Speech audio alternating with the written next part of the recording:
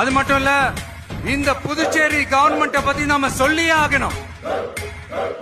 இது டெபினட்டா தமிழ்நாட்டுல இருக்கிற மாதிரி நம்ம திமுக கவர்மெண்ட் மாதிரி கிடையவே கிடையாது.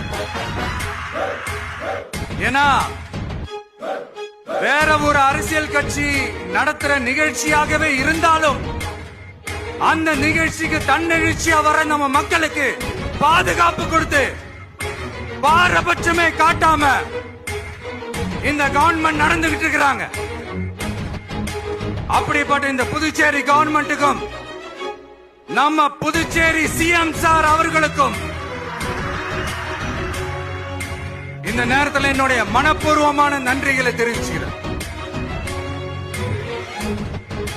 இத பார்த்தாவது தமிழ்நாட்டில் இருக்கிற அந்த திமுக கவர்மெண்ட் கத்துக்கிட்டா நல்லா இருக்கும்.